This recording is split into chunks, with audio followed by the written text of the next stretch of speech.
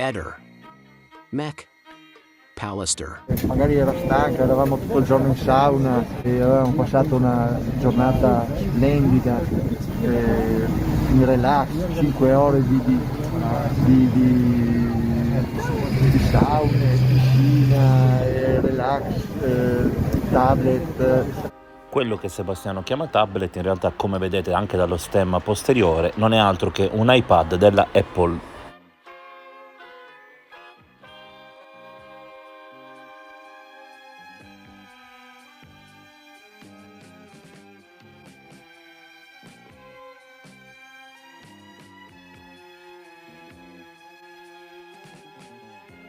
Esistono versioni di iPad con SIM integrata, quindi con un proprio numero di telefono, e versioni di iPad senza il numero di telefono, che quindi funzionano solo col wifi. Ma anche se il vostro iPad avesse un proprio numero di telefono, non esiste un'app WhatsApp specifica per l'iPad, quindi il vostro numero di telefono sull'iPad non vi permetterà di utilizzare WhatsApp.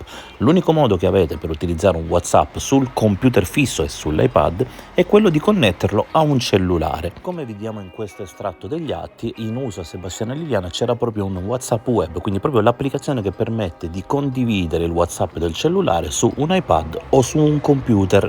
Adesso facciamo una prova materiale di quello che vi ho detto. Liliana aveva sia l'iPhone che l'iPad e questi sono due dispositivi che si accoppiano perfettamente insieme. Con l'iPhone, come vedete, trovate queste app riguardanti WhatsApp. Se andate a vedere sulla piattaforma da cui potete scaricare le app per iPad, troverete delle applicazioni simili ma non uguali, e soprattutto non troverete il WhatsApp effettivo, ma troverete proprio WhatsApp web, quello che a detta degli inquirenti era in uso quindi a Sebastiano o Liliana.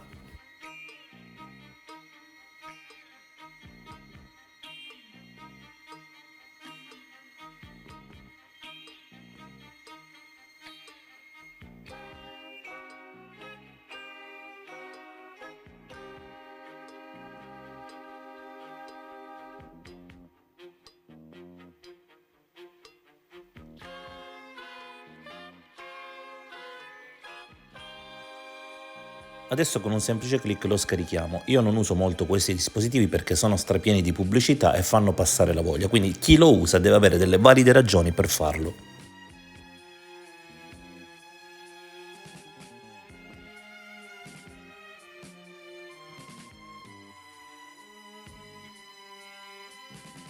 L'app adesso è stata installata, la possiamo aprire e prepararci per connetterla all'iPhone in modo tale che noi possiamo disporre di un WhatsApp anche sul nostro iPad. La procedura è semplice e parte dal nostro telefono, dall'iPhone, quindi andiamo sul telefono e prepariamoci a connettere un dispositivo.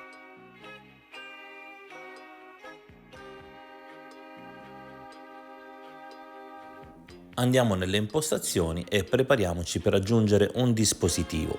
La procedura è piuttosto semplice, in pratica il telefono scannerizzerà un codice a barre proveniente dal nostro iPad e con questo lo autorizzerà a condividere tramite connessione internet, quindi non Bluetooth, il che permette anche di essere distanti, le informazioni presenti su WhatsApp del cellulare sull'iPad.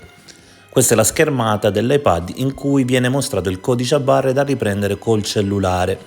Quindi apriamo adesso WhatsApp dal cellulare, lo prepariamo e inquadriamo il codice a barre. Guardate come tutto è semplice e veloce. Sebastiano dice di non essere un mago dei dispositivi, ma abbiamo capito che in realtà lo è molto bravo.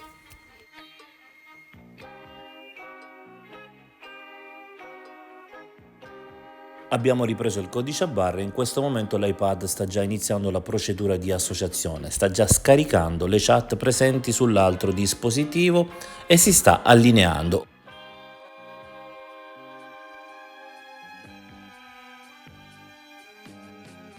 Da questo momento quindi, come vedete, abbiamo un dispositivo gemello con una copia identica del WhatsApp del telefono. C'è però una condizione importante: se il cellulare, l'iPhone, venisse spento, l'iPad smetterebbe di avere accesso a WhatsApp.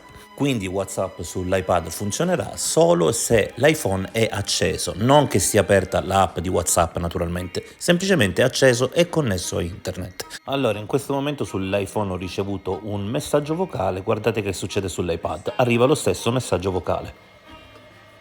Ora invece vi faccio vedere che cosa succede se io scrivo a una persona con l'iPhone e se poi cancello il messaggio scritto a questa persona con l'iPhone. Vi faccio vedere che lo stesso verrà subito riportato dall'iPad e nel momento in cui sarà cancellato dall'iPhone sarà cancellato anche dall'iPad. Questa è la ragione per la quale secondo me Liliana, subito dopo aver parlato con Claudio Sterpin, ogni volta cancellava le chat, perché era l'unico modo per far sì che queste non venissero visualizzate dall'iPad, sapendo che qualcuno usava questa condivisione.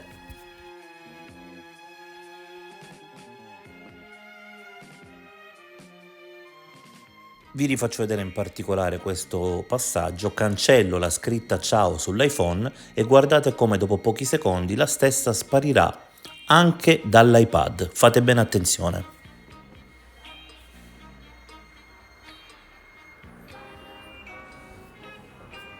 Per me non era una scomparsa, non era a casa, però ho raccontato gli ultimi momenti, che era la mattina, ho fatto la colazione, l'ho salutata, ho fatto la retromarcia con la macchina. Io ho detto guardate, Liliana non è ritornata a casa, non c'è. Sembra che Sebastiano a settembre compra una SIM che utilizzerà solo il 10, 16, 17 dicembre per deviazioni di chiamata.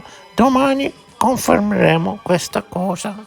Però questo tipo di informazioni, per l'amor del cielo, lo sai, io sono un po' santomasiana come impostazione, quindi verificheremo tutte queste informazioni quando magari ci sarà la possibilità effettivamente di capire cosa c'era memorizzato o meno su quel cellulare, che tipo di messaggi c'erano e quant'altro. Insomma, è chiaro che tutto quello che è avvenuto su quel cellulare, bene esaminato, chiaramente rivelerà anche un'eventuale operazione di modifica, quindi magari di cancellazione selettiva o quant'altro. Non sto dicendo che sia avvenuto, ma laddove fosse avvenuto questo tipo di attività chiaramente ne risulterebbe traccia. Quindi vediamo cosa ci racconta quel cellulare. Certo è che, ripeto, non possiamo sottacere una circostanza. Quel giorno chi si allarma per primo è Claudio che manda i vicini di casa, la signora Gabriella e Salvo, a cercare di capire se Liliana era tornata a casa e se ci fosse qualche problema. Io credo che un passaggio del genere, se non ci fosse una relazione piuttosto significativa sotto il profilo affettivo, faccio un po' fatica a considerarlo come effettivo. Cioè io mi preoccupo così tanto solo se a una persona mi sta profondamente a cuore, tanto per cominciare. In secondo luogo, solo se temo che possa esserle successo qualcosa. Quindi forse Claudia aveva motivo di ritenere che Liliana potesse in qualche modo essere una situazione non particolarmente favorevole. Diversamente non si sarebbe attivato immediatamente. Sono poi queste due persone, Gabriella e Salvo, che stimolano, mettiamola così, Sebastiano a procedere con la segnalazione di scomparsa già a tarda notte, quando Liliana non mi pare, almeno da quello che racconta lei Sebastiano, che fosse una donna che poteva fare ritardi così clamorosi, non dare segni di sé, era una persona molto precisa e affidabile. Per cui quella circostanza a noi tutti, credo, di interpretare un po' il pensiero di tutti, lascia abbastanza, perplessi. Questo è un passaggio che sicuramente in questa vicenda, forse una spiegazione un giorno dovrà avercela, insomma. Ehi, non dimenticare di iscriverti a questo canale.